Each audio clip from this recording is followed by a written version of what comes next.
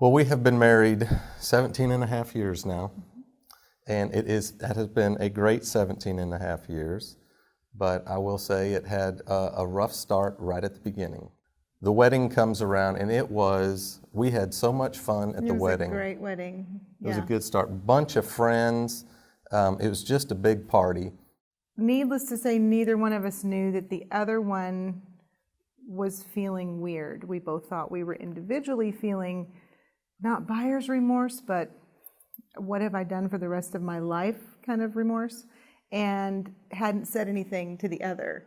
So when we got on the plane, we were quiet, but I thought he was giving me space, and he was panicking on his own. Yes, it was buyer's remorse. I get buyer's remorse easily, and I'm sitting there thinking, 2 years, 3 years, I've known her, and now the rest of my life I have to spend with her, and I just had a pit in my stomach. But he didn't tell me, so I thought he was being kind to me, and I thought, well, we'll just talk about this when we get to the airport. We had a 4-hour layover at Chicago, so we'll just discuss it. He'll make me feel better. He always makes me feel better.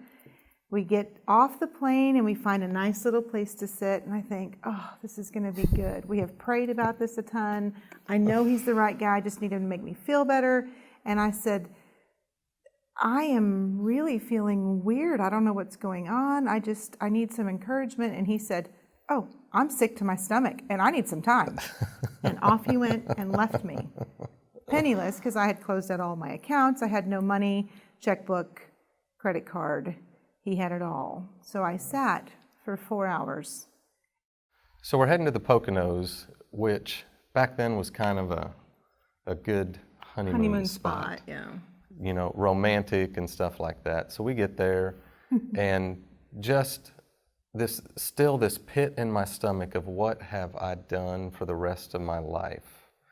And she's feeling funny. She's afraid to even ask me for $1 to go get a Coke or something. She thinks it's my money. You know, she felt like she was asking her dad for permission to go get a drink. So we're thinking, well, you know, once we get settled in and get some sleep and start feeling better, things will kind of turn around. And we had this little condo that his parents had given us their timeshare on, and we thought we'd be domestic and had a little kitchenette. So we went and got groceries. You remember that?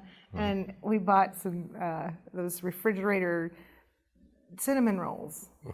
So the first morning we thought we'd have cinnamon rolls, and you know, $3.50 for 10 minutes really was about 20 minutes for 500 degrees. Yeah. Those little molten lava chunks of cinnamon roll emitted enough smoke to fill that condo 3 times over.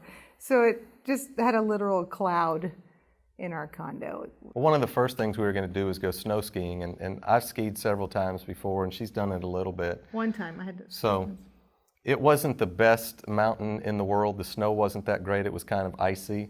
So we get up to the top, and she takes off, and I just watch her, and she's just going straight down, no stopping or anything, and then just kind of catches an edge, slams, hits her head on the ice. I go down behind her and stop, and she's like, I'm done. We've been on the mountain about 15 minutes, and she's ready to go in. That was and just one of our days we had planned. The biggest pinnacle of our trip was we went out for a really nice dinner one night to obviously celebrate this great marriage. And I don't know, I was 22, 21, so I felt young and like I didn't belong in this restaurant anyway. So near the end of dinner, Jennifer says, well, I want a picture of us at dinner here. Because it was our one nice thing.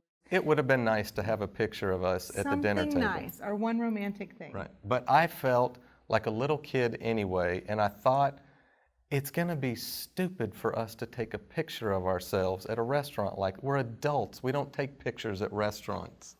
So as the man in the house, I put my foot down and say, we will not have our picture taken here. While forcefully bringing his fist down on the table. Yes. Which went over really well. That did not go well. So we're leaving the restaurant, we get into the coat closet, and back up a little bit, they'd given us our leftover chicken, and it was such a nice restaurant, they decorate the foil that wraps your chicken so it looks like a little swan, kind of cute. So we get into the coat closet to get our coats out, and I say, well, how about if we take a picture with us and the swan in the coat closet? Yeah, that went over really well. Lead balloons. So silence on the way back to our stinky condo room. And we get in there, and I'm thinking, we are on our honeymoon. We should be getting along better than this. So I say, let me take your picture on the couch with the swan. And so I've got the camera. Is this how it went Yeah, down? it was my new camera that we had just for the honeymoon. And yes, he says, I'll take your picture.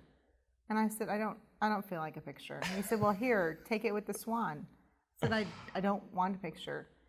So to make me laugh, he said, well, how about now? And he crushed my swan. and I didn't laugh, so he threw the camera. And I tossed the camera onto the couch because I was frustrated. And it popped open, exposing all 5 of the great pictures we had taken so far on our honeymoon. After that, we had a great first year. Nothing else went bad. And retrospectively, the first year was the hardest because every year after that got easier. And it's been great ever since. And we have never looked back. And I think that common faith and that common belief that neither one of us was going to give up on this, no matter how sick I was to my stomach, it was going to be just fine. And it has. It has been.